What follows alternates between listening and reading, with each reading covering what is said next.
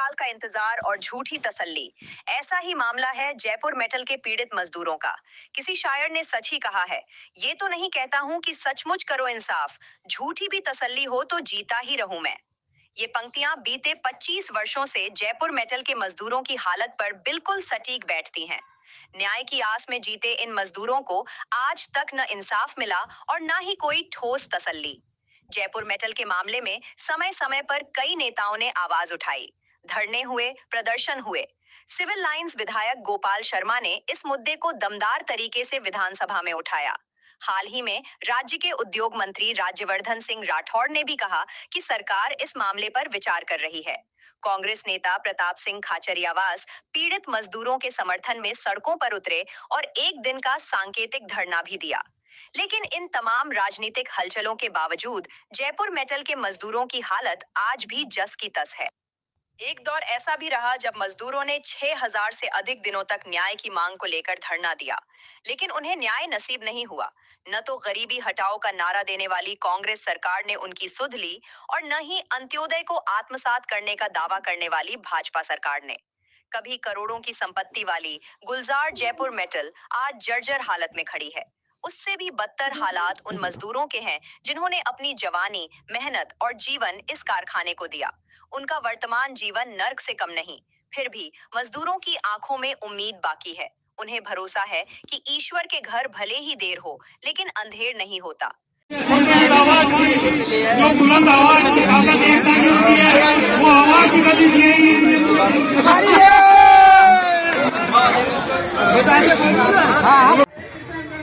कितनी जिम्मेदार पोस्ट है तो सरकार कैसी है, तो उसके बावजूद उनको यह पता नहीं कि ये फैक्ट्री 23 साल पूर्व बंद होने के बाद इसमें जिंदा लोग भी थे।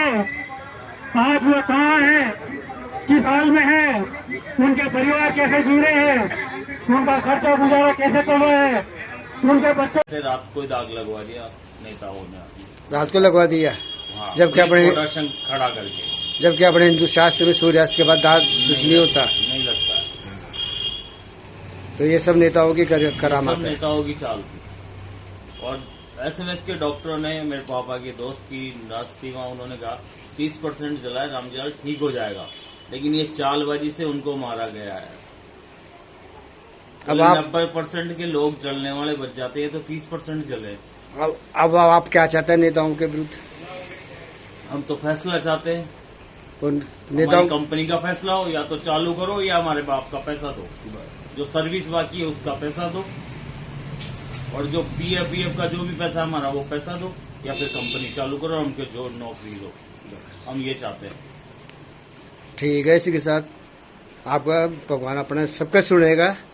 क्योंकि जो भी नेता आता है ना वोट के टाइम तो कह देते हैं हम चलाएंगे, हम फैसला करेंगे, और जब जीत जाते हैं, सीट पे बैठ जाते हैं, सब भूल जाते हैं कौन कितना मजदूर मरा है, कौन से मजदूरों की फैमिली बर्बाद है, किसी को कोई। पापा जी और आपके माता जी भगवान को प्यारे हो गए, उसके बाद से आप क्या कर रहे हैं? आप कुछ नहीं, बस यहाँ पुश्तरी मकान में आके रहने लगे, या बच्चों का पेट पाल रहे हैं। 2 बच्चे हैं मेरे। बच्चों के पेट पालने के लिए आप क्या कर रहे हैं? प्राइवेट जॉब कर रहा हूँ, जो सैलरी मिलती है उसी में खर्चा चलाते।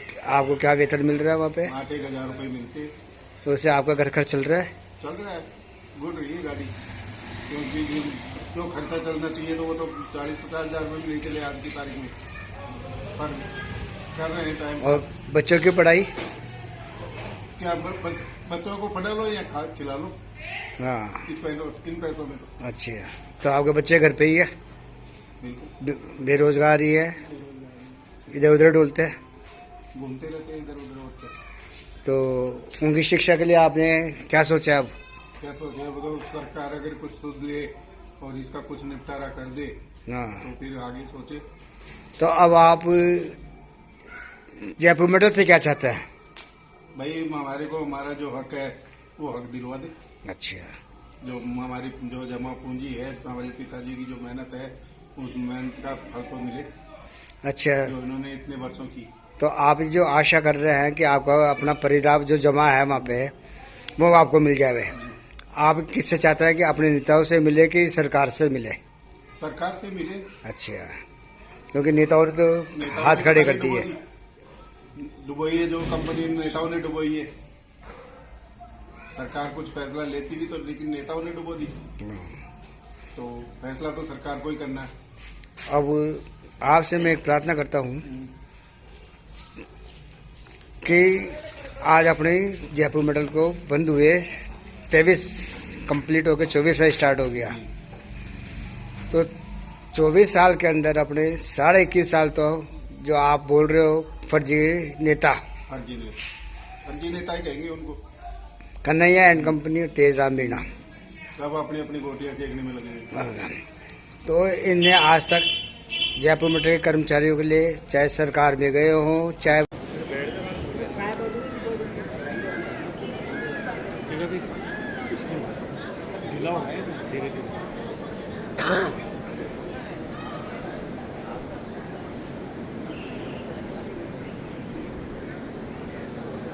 फट पड़ाता है, बैठ के वीडियो खींच नहीं आता।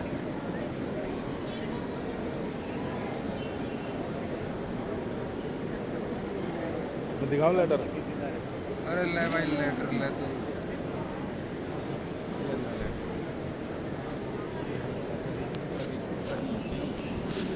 अच्छा आ जाओ आगे, आराम से करना कुछ। सॉरी सर, थोड़ा पीछे।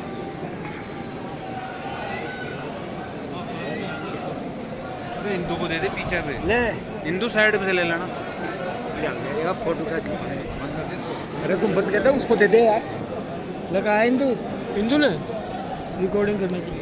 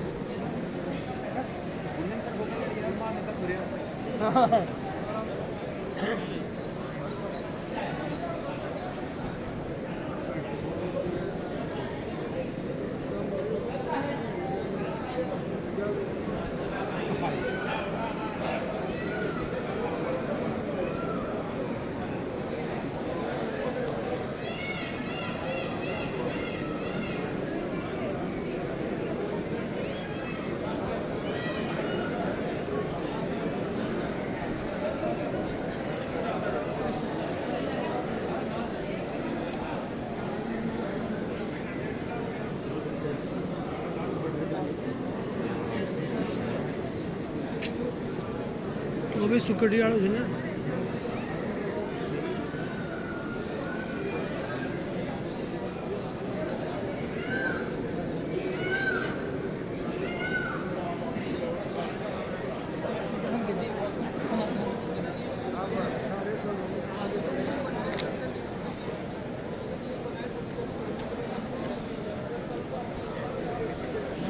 रिकॉर्डिंग ज़्यादा करनी है।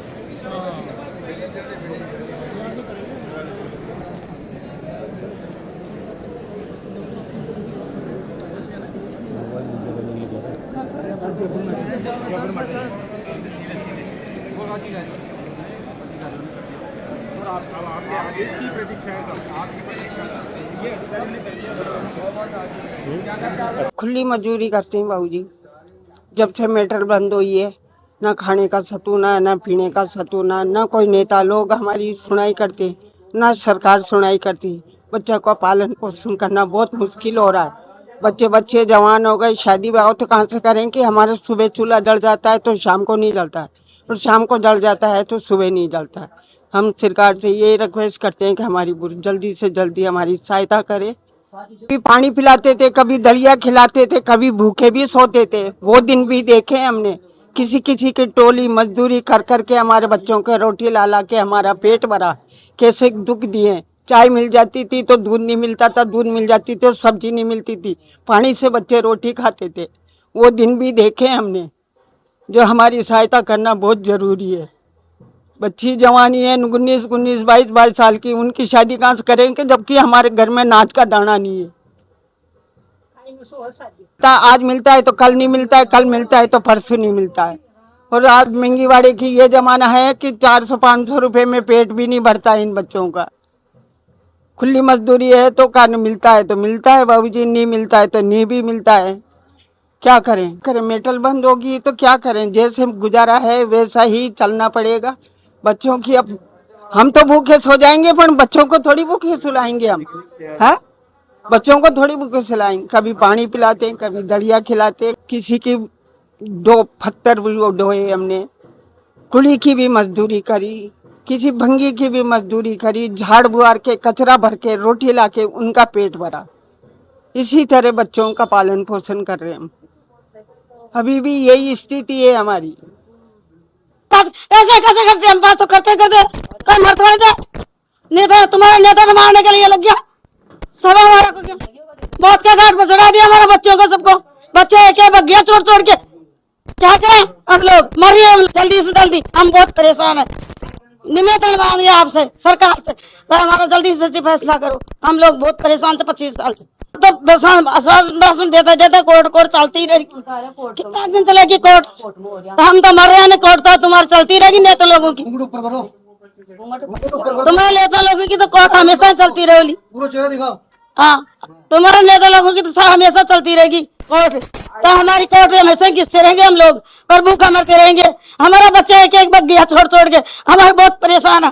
करता है ऐसी आएगी घर में, इसकी शादी भी करनी, इसकी पढ़ाई भी करनी, वो परेशान होगी तो वो भी छोड़ छोड़ के बग्गी।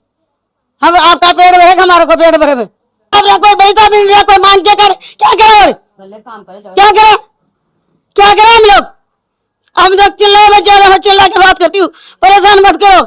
अब जैसे गलत सरकार कर रहे हैं, जैसे करो पैसे दो जल्दी से जल्दी, हिसाब करो, भुगतान करो। मैं बहुत परेशान हूँ, ना हमारे से कोई खत्म हो जाएगा। जैसे आप सरकार क्या करेगी, पहली मर गया तो क्या करे सरकार, और हम मर जाएंगे तो क्या करेगी सरकार, कुछ ही नहीं करती है सरकार। गरीबों की दुआरी हो, गरीब आदमी बहुत परेशान है। मेरा नाम सुखविंदर है, मेरे आदमी का नाम सज्जन सिंह था। अब हम जब से पहले तो हम बहुत दुख पाए, हमें एक टाइम का खाना भी नहीं मिला, हम भूखे सोए। बड़ी मुश्किलों से 4 बच्चे थे, बहुत मुश्किलों से बच्चे पाले, बच्चे बड़े बड़े हो गए। आज मजदूरी करते हैं, हम अपना टाइम पास कर रहे, नौकरी किसी को नहीं मिली आज दिन तक। 4 बच्चे थे, चारों बच्चे खैर शादी ब्याह तो कर दी कैसे कैसे करके, बड़े हो गए थे, पर रोजगार नहीं मिला किसी को। सब ऐसे ऐसे टाइम पास करते हैं बेचारे। सुबह 6 बजे उठ के जाते हैं, शाम को 6 बजे घर में घुसते हैं, दिन दिहाड़ी करते हैं, अपना टाइम पास करते हैं। कभी तो घर में मैं सिलाई करती थी, जिससे अपना टाइम पास करती थी। अब आंखें जवाब देगी, हाथ पैर जवाब देंगे, वो काम कर नहीं सकती मैं।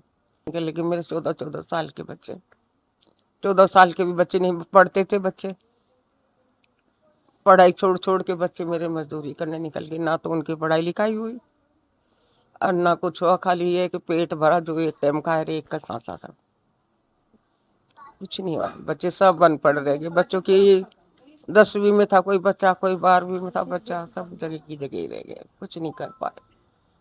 अब दिन दिहाड़ी करते हैं बच्चे और अपना टाइम पास करते हैं। मुझे भी खिलाते हैं, आप भी खाते हैं, अपने भी बच्चे पास। नौकरी छुट्टी तो दिमाग में ये रहा था कि भाई चलो कुछ ना कुछ थोड़े दिन बाद में ले लेंगे। ये उन्होंने उठा के कोई 30,000 मिले, बता 30,000 मिले थे, जो 1-1 हज़ार करके हमने अपना टाइम पास किया। 3 साल निकाल लिए। उसके बाद में कोशिश भी करी तो नहीं पार पड़े, चक्की भी लगाई, चली नहीं, वो भी कर्जे में ही चली गई। फिर बच्चों ने बेचारों ने मजदूरी करी, छोटे छोटों ने, हमें भी खिलाया और उन्होंने भी कहा। हमने कुछ नहीं करा, हमारे बस की कुछ भी नहीं हुआ। दूसरे बीमार थे, उनको टीबी की बीमारी थी, उन्होंने उस टाइम पे हटा दिया था उन्होंने, वो तो खत्म हो गए। करने लगे 14-14 साल के बच्चे मेरे मजदूरी करने गए हैं। 3 लड़के मेरे, तीनों लड़के मजदूरी करने गए। उन दिनों में तो मजदूरी भी बहुत कम थी, पर हमने उसी में टाइम पास किया है। करते करते वो मर गए भी। रात दिन में टल जाते थे, लेटर लिखते थे, रात दिन में टल जाते थे, आते थे, अभी हो रहा, अभी हो रहा, अभी हो रहा, इसी आस में चले गए। वो तो कुछ नहीं हुआ, इंतजार में ही चले गए। अब उनके जाने के बाद हमें तो कोई पता नहीं। फिर वो एक बार बीच में कुछ हुआ भी था, फिर उसमें सबने बोला कि इसका क्या करेंगे इतने सालों का। सांस की बीमारी थी, पैसा दिला नहीं इलाज करावा, वो बेटा भी खुली मंजूरी करे कदे कौन करेगा, नहीं करेगा। तो खांसू लिया उतना पैसा इलाज को खाबान का ही लाला पड़ रही था। कर्जो माथ हो गो, 2 बच्चियां की शादी करी, फिर 2 लड़की हो गई, उनकी शादी करी, नहीं कर्जो माथ हो। वो बेटा भी काई में सुधी बेचारा खुला धंधा में खांसू लिया में दिन रात सीमता। अब जेपर मेटल को आज हो रही है, काल हो रही है, मीटिंग हो जाए, जिंदगी पूरी अगला महीना में होगी, दूसरा महीना में होगी, कुछ भी नहीं होता है। रो रख रह जाओ, क्या करा, कर्जाला तो मांगेगा, हैं? वो तो कर्जा नगद से ज्यादा ब्याज बढ़ रही है, सब क्या करा, कैसे करो। वो बेटो चौकीदारी में जाओ, ये कभी चले जाओ कभी कौन जाओ, सही करे खुला धंधा। परेशानी तो है, रोड पे ही बैठ गया, अब क्या करा। 23 साल सुखाई दिवाली मनेगी हमारी, पीसा ही कौन तो खासो मनाओगे। 23 साल से परेशानी भुगत रही है गरीब आदमियों की। काई की दिवाली है, पीसा वाला की दिवाली, पैसे वालों की हमारी काई दिवाली। 2 टाइम पर खाना मिल जाए मैं तो पड़ी रू तो खाट में, तब ऐसी मुनी रू भाई आज मलेगा तड़के मले बैका दे हुए कंपनी का 10 तारीख को हो जाएगा, 20 तारीख को हो जाएगा, कुछ नहीं आस लगा कर बैठे। अब फिर ले दी जाने 5 तारीख ऐसी उम्मीद करके बैठे। नेताओं ने मार दिया सबको, नेताओं ने अपने घर भरे, नेता लोग ने कर उन्नत खूब बना लिया महल, और हमको लूट लिया, खा लिया गरीबन का। अब हम रोवा पकड़ माथ और उनको क्या करा, वो मर रहे हैं उनका पूत। मेरी तो आत्मा यही कहती है रोज, जिसमें ये भगवान भलो करोगे तुम्हारो आप कणाओ, ये गरीबन को मार रहे हैं। किराया का ढूंढना मरे वो ही। अब बेटी कम पड़ा, क्या करे, घाटे में चली गई, घाटे में चली गई, घाटे में चली गई, घाटे में खा गई। घाटे हम तो आस लगा के बैठे हैं भाई, कभी तिरेगी तो ले लेंगे, ना तो भला करो। नेता लोगों का क्या करा, उन्होंने कुछ नहीं करा। वो भी नहीं मजा हमको तो मोबाइल पकाई कर रखा। नाम कांता देवी है। मेरे जो हस्बैंड थे वो पढ़े लिखे कम है, इस कारण उनको कहीं और भी सर्विस नहीं मिली, और मुझे बहुत कठिनाइयों का सामना करना पड़ा है। मुझे खुद कमाने निकलना पड़ा है। मैं सोचती हूँ भाई जयपुर मेटल से कुछ मिल जाएगा। बच्चों की शादी ब्याह नहीं हो पाए, खर्चे में डूबी हूँ, घर नहीं है मेरा सही ढंग का, किराए से रहती हूँ। और नेता जो आता है, नेता जो आश्वासन देकर चले जाता है कि इस बार हो जाएगा, लेकिन जो सरकार आती है, जो ही सरकार धोखा देकर चली जाती है। परेशानियों का सामना करना पड़ा है। मेरा आदमी कई बार बीमार हो गया, कई बार मरने के कंगार पे आ गया, बच्चे बीमार रहते हैं, कैसे करूं। और पैसा एक नहीं रहता है, पैसे आज तक नहीं मिले। हम इतने से पैसों में प्राइवेट धंधे में कैसे अपना घर चलाएं, खाएं, क्या करें। हम तो आधे बीच में रह गए, ना नौकरी है हमारी, हम किसके भरोसे रहें। बच्चे हैं और 2 जने हम हैं, एक सास है। मैं बच्चों को पढ़ाने जाती हूँ प्राइवेट स्कूल में, तब जाके मैं घर चला, सुबह की जाती हूँ, शाम को आती हूँ। पैसे में करते हैं, मैंने दुनिया अच्छे से खाती, हम गरीब आदमियों के जैसे जीवन जीते हैं। 4000 देते सारा 4000 में जैसे भाई भोजन तो करें, खाना तो खाएं, जीवन तो चलाएं ना, रोटी पका लेते हैं, रोटी खा लेते हैं, बस इसके अलावा और क्या है हमारे पास। जो नेता है जो आते हैं और आश्वासन देकर चले जाते हैं, जयपुर मेटल के जो नेता है भाई इस बार हो जाएगा, इस बार आपको पैसा मिल जाएगा, इस बार पैसा मिल जाएगा, तारीख पे तारीख होती चली जा रही है, लेकिन आज तक कोई हिसाब किताब नहीं हुआ है। अब हम किससे जाकर कहें, किसको बोले। जो कोई ज्यादा अच्छा खाता हम बुरा खाएंगे। परिवार को तो पालना ही पड़ता है ना भाई, बच्चे पैदा हो गए उनको कहाँ लेके जाए भाई, उनको तो पालेंगे ही ना, जो जिम्मेदारी हम पे आ गई उसको तो करेंगे। ये अब मेरे पति भी ज्यादा पढ़े लिखे नहीं है, तो नौकरी भी कहीं नहीं मिली ज्यादा अच्छी, चौकीदारी की नौकरी करते हैं। अब चौकीदारी में 7-8 हजार रुपये मिलते हैं, अब 7-8 हजार में कोई घर थोड़ी चलता है। लेकिन अब क्या करें, परेशानी तो है ही हमारे पास। जो नेता आता है, जो आश्वासन देकर चले जाता है वहाँ के, इस बार हो जाएगा, इस बार पैसे मिल जाएंगे, अब 5 तारीख है, अब 10 तारीख है, ऐसे इंतजार करते करते आज 23-24 साल हो गए, बच्चे ही बड़े हो गए। हमारे जयपुर मेटल का हिसाब करवाओ, हमारा जो बनता है वो दिलवाओ, या कोई नौकरी है तो नौकरी दिलवाओ, और हमारा जो हिसाब किताब बनता है वो जयपुर मेटल के जो नेता बने हुए हैं पहले वो हमारा हिसाब किताब करवाओ, उसके बाद ही वोट देंगे, नहीं तो हम तो हमारे वोट किसी को भी नहीं देंगे। जो जयपुर मेटल के नेता हैं, कई नेता ऐसे हैं जो वो खुद बस खाली अपनी बातों में ही रखते हैं, इस बार करवा देंगे, लेकिन कुछ भी नहीं करवाते हैं। हनुमान जी हैं, कैलाश जी हैं, कभी इन्होंने हमारे बारे में सोचा ही नहीं है। कन्हैया लाल जी हैं, वो खुद ही नेता बने पड़े हुए हैं, बस खाली और हमारी सुनते ही नहीं है। जो हिसाब बनता है या तो हिसाब करो या फिर किसी बच्चे को नौकरी दो जिससे हमारा आगे पालन पोषण हो सके। भाई हम तो बूढ़े हो गए, कितने कितने दिन के हैं, तो आगे हमें या तो नौकरी दे या पैसा दे। वो हमारा जो भुगतान है, बकाया भुगतान, वो करे। नूर जाए अब्दुल्ला पी की वाइफ, बड़े मरीज पड़े घर पे, उसके टीबी हो गई, उसका फेफड़े खराब हो रहे पूरे ही।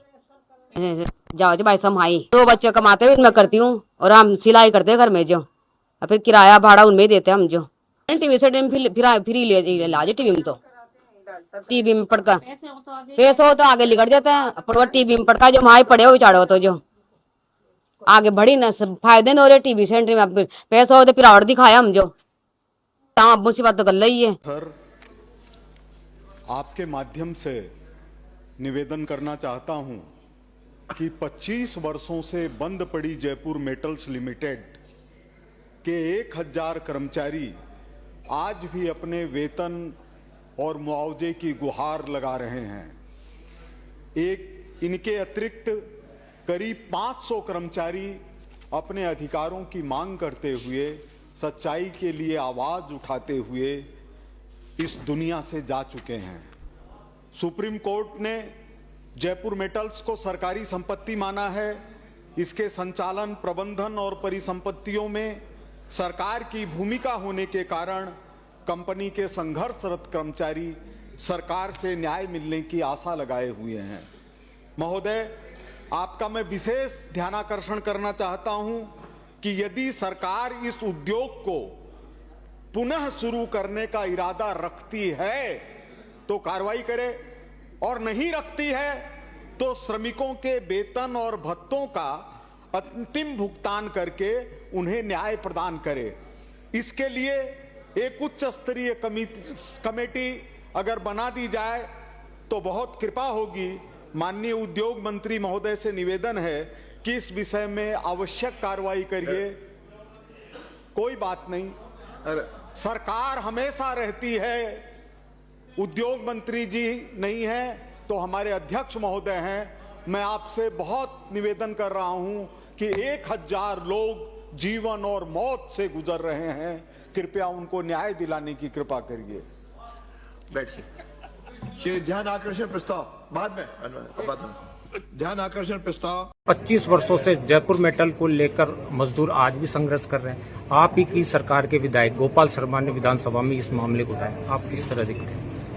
ये जयपुर मेटल्स का जो मामला है ये बहुत पुराना है और उस समय कोई कानून कई सही तरह नहीं बने थे, जो MOUs हुए वो सही तरह नहीं थे, उस कारण से और कोर्ट में लोग चले गए, लेकिन उसका समाधान कर रहे हैं। अब मामला जो कोर्ट में चला जाता है वो सरकार के पूरे दायरे में नहीं रहता, उसको तो हम रिजॉल्व कर ही रहे हैं, लेकिन अब आने वाले समय में हमारी कोशिश है कि हर चीज पारदर्शिता से हो, हर चीज एक पॉलिसी के तहत हो। आज ही आपकी 3-4 पॉलिसीज का घोषणा हुई, उससे पहले कई पॉलिसीज की हमने घोषणा करी है। हमने 5 ऐसी पॉलिसीज की घोषणा करी है जो आज तक राजस्थान में बनी ही नहीं थी। एक्सपोर्ट प्रमोशन पॉलिसी आज तक थी नहीं। आप सोचिए, हमारी ज्वेलरी एक्सपोर्ट होती है, हमारा पत्थर एक्सपोर्ट होता है यहाँ से, हमारी टेक्सटाइल एक्सपोर्ट होती है, और भी चीजें एक्सपोर्ट होती हैं, लेकिन एक्सपोर्ट की कोई पॉलिसी नहीं थी। तो ऐसे ही लैंड की पॉलिसी, प्राइवेट इंडस्ट्रियल पार्क्स की पॉलिसी, ये सारी पॉलिसीज हमने बनाई है ताकि इस तरह की समस्या जो है वो ना हो। राणा सांगा के अपमान को लेकर था तब भी जयपुर मेटल फैक्ट्री चलती थी। तब मेटल फैक्ट्री के मजदूरों ने मुझे वहां बुलाया था। मैं स्टूडेंट था राजस्थान यूनिवर्सिटी का। तब वहां मजदूरों के बीच में जाकर मेटल फैक्ट्री बंद हो गई थी। मैंने खुद ने आंदोलन किया, मेटल फैक्ट्री फिर चालू हुई और चालू होने के बाद मेटल फैक्ट्री बहुत दिनों तक चली। फिर हमारी सरकार आई, फिर मैंने आंदोलन किया, फिर मेटल फैक्ट्री चालू हो गई। मेटल फैक्ट्री में 3000 से ज्यादा मजदूर काम करते थे। उन मजदूरों के साथ दिक्कत ये होगी, मजदूर मेटल फैक्ट्री में पार्टनर थे। कुछ लोग बिना सोचे समझे लिखते रहते हैं। हमारी सरकार आई तब national company law tribunal NCLT, पहले ये मामला हाईकोर्ट में सरकार लड़ी मजदूरों की तरफ से, फिर सुप्रीम कोर्ट में सरकार लड़ी। जो वकीलों का ग्रुप है वो group NCLT, national company law tribunal, वो उसने बैंकों इस पर पोजीशन ले लिया, कब्जा ले लिया और ये एनसीएलटी में लड़ते रहे वकीलों के ग्रुप। एनसीएलटी में अभी जब भारतीय जनता पार्टी की सरकार केंद्र में है, राज्य में भारतीय जनता पार्टी की सरकार है, तो नेशनल कंपनी लॉ ट्रिब्यूनल ने ये फैसला, वकीलों का एक ग्रुप है, एक कंपनी है, उस कंपनी के पक्ष में कर दिया, कोई बात नहीं। और उस कंपनी जब राज्य सरकार के पास आई, ये लोग हमसे भी मिले थे, तब हमारी सरकार ने इनको पोजीशन नहीं दी, हम लड़ते रहे एनसीएलटी में। और हमने ये तय किया था हमारी सरकार में कि यदि एनसीएलटी में मजदूर हार जाएगा और नेशनल कंपनी लॉ ट्रिब्यूनल मजदूरों के खिलाफ फैसला दे देती है, मजदूरों को पैसे नहीं मिलते हैं, तो हम मजदूरों के पक्ष में NCLT national company law tribunal के फैसले के खिलाफ, क्योंकि वो तो प्राइवेट लोगों का ग्रुप है, हम मजदूरों के पक्ष में सुप्रीम कोर्ट जाएंगे।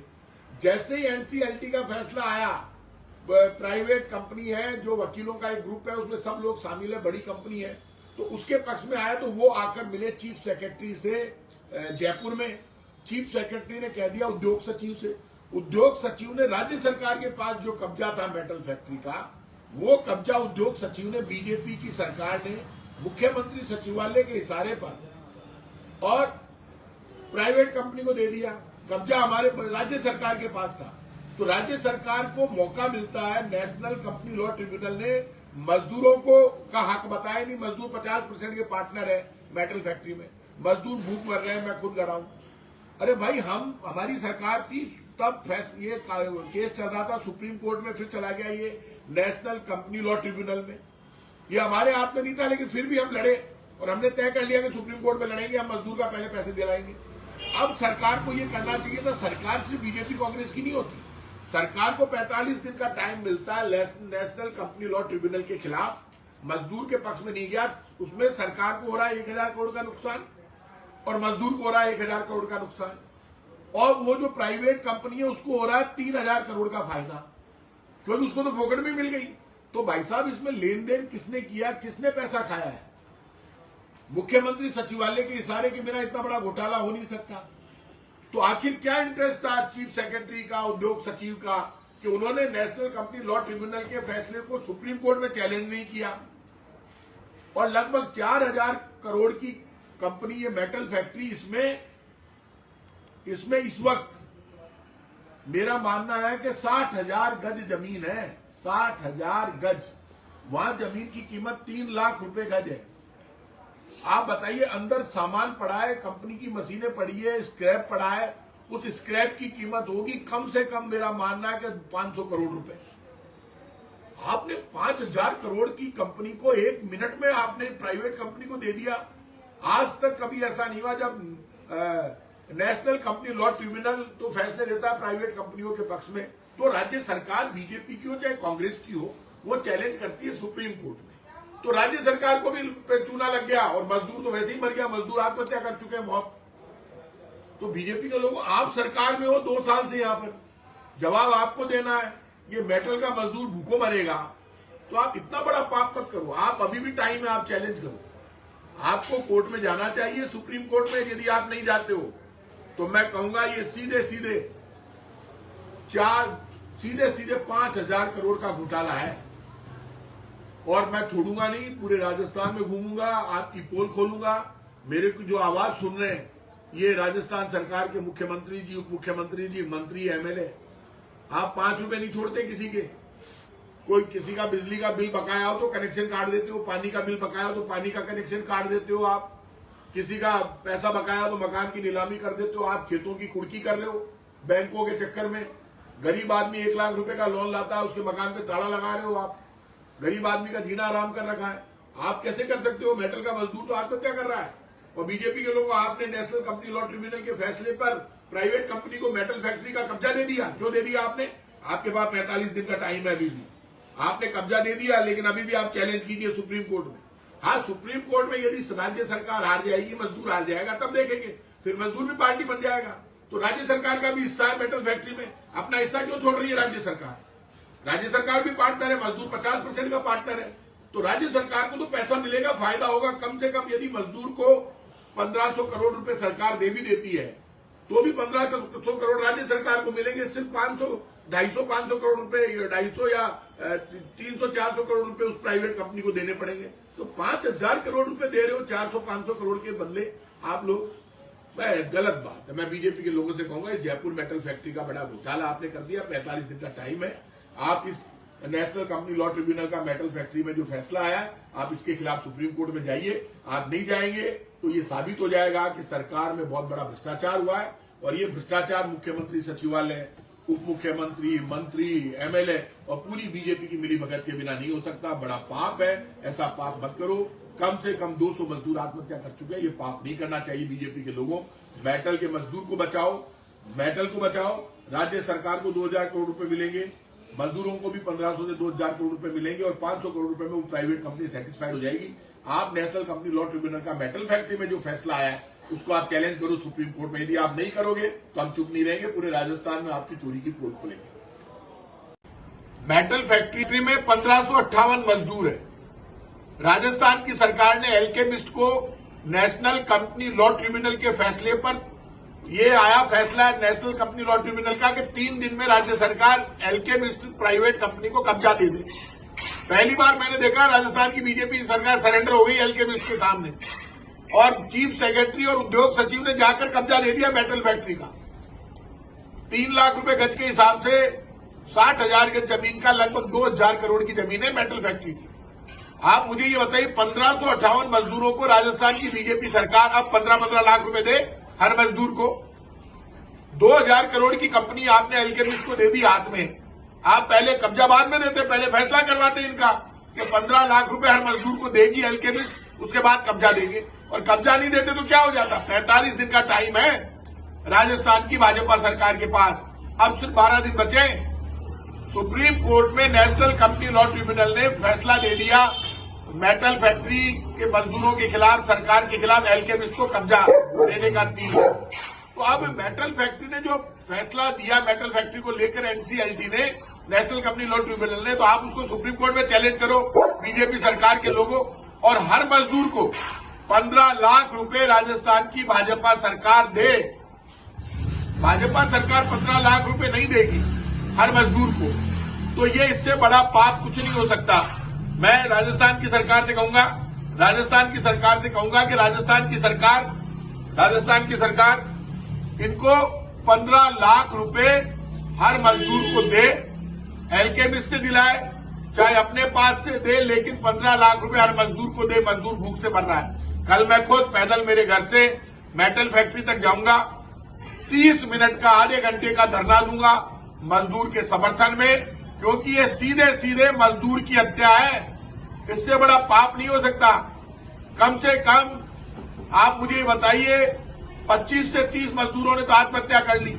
1558 मजदूरों में से 500 मजदूरों की डेथ हो चुकी है। कई विधवा है, बच्चे हैं। वो मेटल फैक्ट्री का मजदूर कहां जाएगा? इसलिए तुरंत प्रभाव से राजस्थान की सरकार मजदूरों को बुलाकर बात करे, 15-15 लाख रुपए हर मजदूर को खुद की तरफ से दे, और एल्केमिस्ट से वापस कब्जा लेकर सुप्रीम कोर्ट में एनसीएलटी के फैसले के खिलाफ जाए या नहीं जाए, लेकिन मजदूर को 15-15 लाख रुपए राजस्थान की सरकार दे। क्योंकि राजस्थान की सरकार ने एल्केमिस्ट से क्या समझौता किया कि उनको कब्जा दे दिया। कल मैं खुद यहां से पैदल निकलूंगा 11 बजे, आधा घंटे का धरना दूंगा, और मजदूर के पक्ष में जो भी हम कर सकते हैं वो सब करेंगे।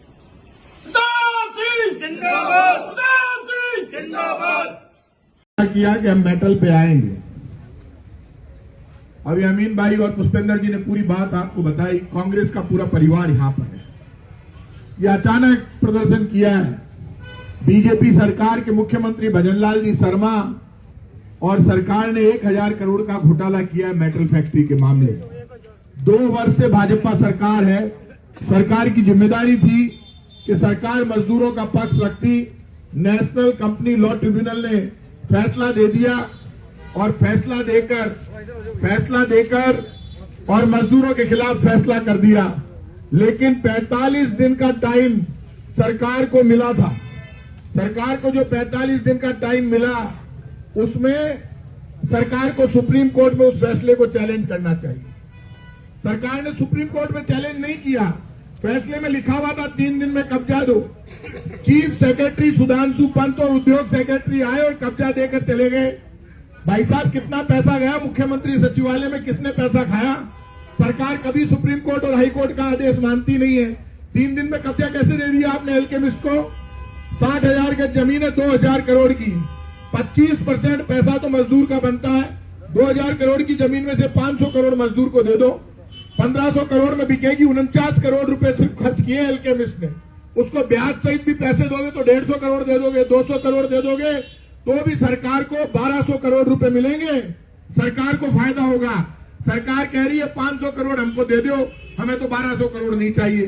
अरे ऐसा पाप कभी हुआ है क्या? सरकार अपने हाथ में लेकर सुप्रीम कोर्ट में जाकर एफिडेविट दे दे कि एल्केमिस्ट को हम सेटिस्फाइड करेंगे, उसका पैसा दे देंगे, बोली लगाए ओपन, 2000 करोड़ से ऊपर की बोली आएगी। यदि मजदूरों को बिना पैसा दिए एल्केमिस्ट के साथ मिलकर बोली लगाते हैं तो सरकार को कब्जा लेने में दिक्कत आएगी। आज मैं सरकार को चुनौती दे रहा हूं, मेटल फैक्ट्री के लगभग 50 से ज्यादा मजदूर आत्महत्या कर चुके हैं। मजदूरों की हालत खराब है, मजदूर गरीब है। ये भारतीय जनता पार्टी के कई चमचे हैं, छोटे मोटे संगठनों पे खुद भूखा मर रही है और मजदूर बापड़ा भी भूखा मर रही है। सवाल यहाँ मजदूर की हालत खराब है, लेकिन जयपुर की जनता हमारे साथ खड़ी है। यही घोड़े होंगे, यही मैदान होंगे। यदि मेटल के मजदूर को भूख से मरने के लिए छोड़ा बीजेपी ने, तो बीजेपी का मुख्यमंत्री और बीजेपी का उप मुख्यमंत्री और मंत्री जहां भी जयपुर में जाएंगे वहां उनको काले झंडे दिखाएंगे। वो आगे आगे होंगे, जनता पीछे पीछे। और जयपुर की सड़कों पर कोई टकराव होता है तो उसके लिए प्रताप सिंह खाचरियावास जिम्मेदार नहीं होगा। मेटल का मजदूर भूख से मरेगा तो जयपुर में मुख्यमंत्री और मंत्रियों की सभा नहीं होने दूंगा। झगड़ा होगा, झंझट होगा, सुन ले। हमारी मांग यही है कि जो जयपुर मेटल के मजदूर जो बचे हुए हैं उनको पैसा मिल जाए और पैसा मिल के और वो अपने घर चले जाए। एक्चुअल में क्या है कि ये कंपनी राजस्थान सरकार का उपक्रम थी और राजस्थान सरकार के इसके अंदर 6 डायरेक्टर बैठते थे, सीनियर IAS। इस चलती कंपनी को 2000 के अंदर राजस्थान सरकार ने इसको बंद कर दिया और बंद करने के बाद में मजदूरों को सबको रोड पे छोड़ दिया। उसके बाद में मजदूरों ने एक आंदोलन, बहुत ज़बरदस्त आंदोलन किया। उस आंदोलन में कम से कम 8-10 मजदूरों ने आत्महत्या भी करी और कम से कम काफ़ी लोग पागल भी हो चुके और काफ़ी लोगों को बीमारी से भी वो ग्रस्त हो गए। फिर उसके बाद में 2008 में एक प्राइवेट पार्टी से समझौता हुआ। उस समझौते के अंदर मजदूरों को 68 करोड़ रुपए देने की बात सरकार ने कही और वो private party genus and power एक कंपनी थी, उससे मजदूरों को समझौता करवाया गया। उस समझौते के अंदर 10% पैसा 2008 में मजदूर को मिल चुका, लेकिन बाकी पैसा मजदूर को मिला नहीं। बाकी इसलिए नहीं मिला कि सरकार के अधिकारियों की ढिलाई से ये मामला कोर्ट में पहुंच गया। कोर्ट में राजस्थान सरकार के जो वकील है उन्होंने कभी ये नहीं कहा भाई हमने ये समझौता किया है इसलिए मजदूर को पैसा मिलना चाहिए। वो पैसा हमें मिला नहीं और वो पैसा आज तक हमारे को अभी भी बाकी है और वो पैसा आज तक हमें नहीं मिला। हमारा जो आज की स्थिति 23 साल हो गए हमारे को जयपुर मेटल के मजदूर के लिए संघर्ष करते करते। इस संघर्ष के अंदर बहुत से लोग तो पागल हो चुके, बहुत से लोग आत्महत्या कर ली। आज भी यह स्थिति है कि जयपुर मेटल के मजदूर जो रिटायरमेंट हो चुके उनको जयपुर मेटल से 1 रुपया नहीं मिला और आज वो घर दर दर की ठोकरें खा रहे। बहुत से लोग तो गुरुद्वारों में, मंदिरों में या किसी अनाथ आश्रम में पड़े हुए हैं। क्यों कि उनके बच्चे वो जब अपना भरण पोषण बच्चे खुद नहीं कर पा रहे तो उनके माँ बाप का जयपुर मेटल का मजदूर को क्या करे, इसलिए बच्चों ने भी उनको घर के बाहर निकाल दिया। अब आज ताज़ा स्थिति ये है कि ये मामला जो जयपुर मेटल का एक नेशनल ट्रिब्यूनल लॉ बोर्ड में चल रहा है। अब उसके अंदर सरकार ने अभी तक कोई जवाब नहीं दिया और जो कर्जा बैंक का था जयपुर मेटल का वो कर्जा किसी प्राइवेट पार्टी ने ले लिया और वो प्राइवेट पार्टी इस पर कब्जे करने के लिए तैयार है। जबकि आप देख रहे हो इसकी लोकेशन, ये 54,000 वर्ग गज में ये कंपनी बनी हुई है और आज की तारीख में हमारे अनुसार 700 करोड़ रुपए की एक कंपनी है। कंपनी बंद होने का कारण है मिसमैनेजमेंट।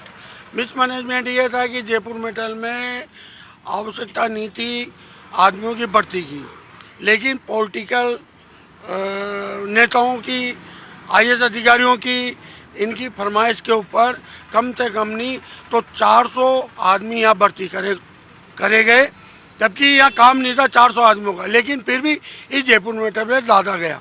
पहला पॉइंट। दूसरा पॉइंट मेरा ये था, जब मशीनें ऑलरेडी जयपुर मेटल में प्रोडक्शन कर रही है और जयपुर मेटल में बढ़िया काम चल रहा है, उसके बावजूद भी IS ने ये कहा कि नहीं, हमारे को ये मशीनें और मंगानी है, तो कम से कम करोड़ों रुपए की मशीनें मंगा ली, जो आज भी 23 साल बाद भी वो कंपनी की मशीनें अभी पड़ी हुई है, आज तक उनकी सील नहीं खुली, वो पैसा इन्वेस्टमेंट कर दिया गया। तीसरा पॉइंट ये है कि हमारा टेंडर, हर स्टेट के अंदर हम टेंडर डालते थे, मीटर का मान लो, कॉपर वायर का मान लो, एलओए का मान लो, 4-5 प्रोडक्शन जो हम करते थे, हम टेंडर डालते थे। तो यहाँ से टेंडर लीक होने के कारण वो दूसरी पार्टियों को टेंडर मिल गया और जयपुर मेटल को टेंडर मिला नहीं। जब जयपुर मेटल को टेंडर नहीं मिला तो यहाँ प्रोडक्शन कम हो गया, प्रोडक्शन कम हो गया तो तनख्वाह मिलना मुश्किल हो गया, तनख्वाह मिलना मुश्किल हो गया तो बैंकों का लोन लेके और ये काम चलता रहा, चलाते रहे। लेकिन 2000 के अंदर 30 सितंबर 2000 को इसको सरकार ने एक नोटिस लगा दिया कि आज के बाद इस कंपनी का लोप किया जाता है, मजदूर कहीं पे भी जाके अपनी मजदूरी कर सकता है। वो अपनी मजदूरी करके जैसा भी उसको यहाँ टाइम मिलता है वो आदमी अपना आके बैठ के और टाइम दे के जाता है। लेकिन एक ही आस आज लगी हुई है सभी मजदूरों को कि एक न एक दिन तो हमारा कोई फैसला होगा, हमारे एक ही दिन कोई न्याय होगा, हमारे साथ कोई कुछ हमारे को पैसा मिलेगा। इस कारण से रोज डेली कम से कम 20, 25, 30, 40 लोग आते जाते रहते हैं, अपना पेट का गुजारा भी करते, बच्चों की पालना भी करते, इसलिए रोज आते हैं हमारे यहाँ। हमने सरकार को कहा कि राजस्थान सरकार को अगर मजदूर को पैसा दे तो राजस्थान सरकार को कोई नुकसान नहीं है, लेकिन राजस्थान सरकार के अधिकारी हजारों ज्ञापन देने के बाद भी आज हमारी कोई सुनवाई नहीं कर रहा। अब वो एक ही बात करे, कोर्ट से निर्णय होगा तो हम मानेंगे। तो इसलिए आज हम धरने पे बैठे हुए हैं और आज मई दिवस के ऊपर सभी मजदूर भाइयों को ये कहना चाहता हूँ कि जो भी जिस स्थिति में रहो, जी के रहो, संघर्ष करो, एक दिन आएगा, अपना भी उजाले आएगा, आपको पैसा भी मिलेगा और आपका। बोलिए। हाँ, बहुत ज़्यादा परेशानी आ रही है हमें, हम कई बार गए वहाँ पे, किसी ने हमारी बात नहीं सुनी और अब हमारा खर्चा बहुत मुश्किल से चल रहा है। कौन मिला था, कौन से नेता से संपर्क किया था आपने? चने लाल जी थे वहाँ पे, और भी थे। उन्होंने कोई पेंशन वगैरह दिलाने के लिए कोई हेल्प नहीं किया? फोन ही नहीं उठाया, पहले तो बोल दिया आ जाओ आप, लेकिन वहाँ गए तो फोन ही नहीं उठाया। वापस आए और बस 2-3 किराया रहा, उससे चल रहा, मात्र उनकी कमाई भी नहीं हो पा रही पूरी। बच्चा कितना बड़ा है आपका? बच्चा भी बड़ा तो साल हो गया, 13 साल का, 7th क्लास में है। ये बच्चा इनका 7th क्लास में पढ़ता है, इनके पास आएगा कोई दूसरा साधन नहीं है। हम लोग कोशिश करेंगे इनको जो सामाजिक सुरक्षा में पेंशन की व्यवस्था हो, जिससे इनका इलाज चल सके।